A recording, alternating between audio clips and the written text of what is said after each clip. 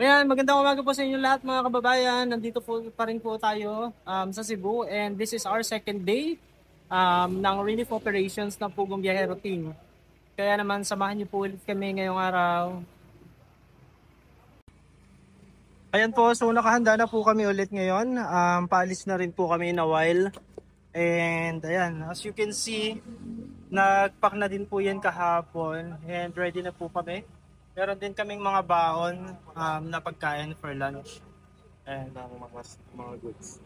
Ayan po mga kababayan, so umalis na po kami at nandyan si the ever gorgeous Madam Yuka. Hello, good morning! And nandito po si JR na mukhang balak na agad niyang matulog. Kakaalis pa lang po pero parang balak niya na agad matulog. And nandun po sa munahan si Peter Paul, si Ralph, and of course si Kudong. Nandun po sila sa ayan.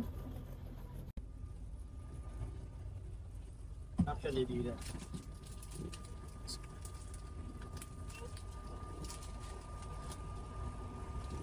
Haba ng pila.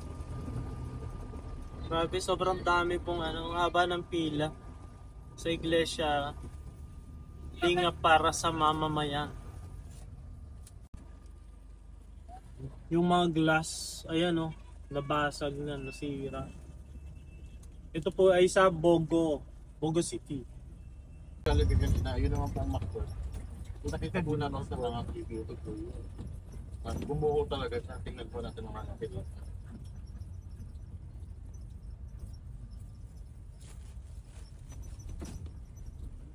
Iba nito glass.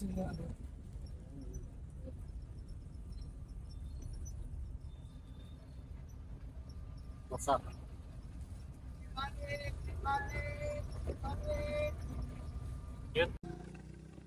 Ito po mga kababayan, so kung nakikita po ninyo, ito yung McDonald's na trending ngayon.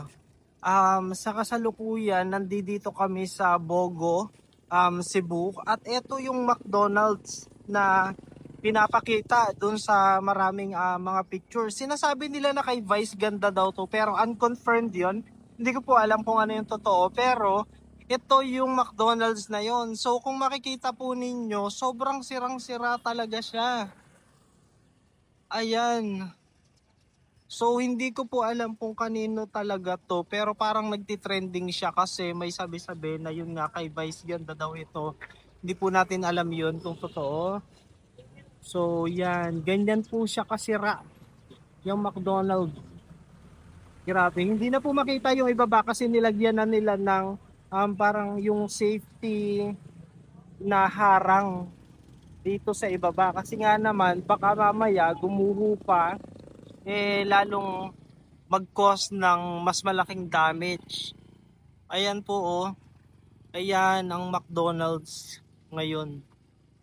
Grabe. Pero yung mga katabi niya naman pong establishments, parang hindi naman po nasira.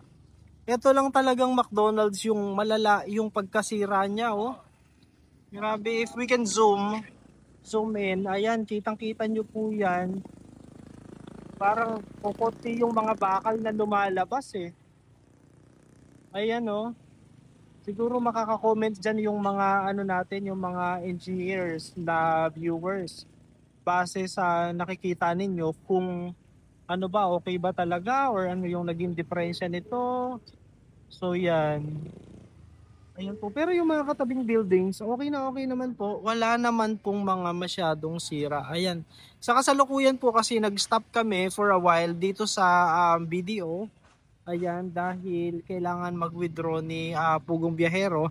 Dahil sabi niya nga po doon sa isang video niya, PB Team will be giving out cash today dun sa mga kababayan po natin na naapektuhan ng earthquake.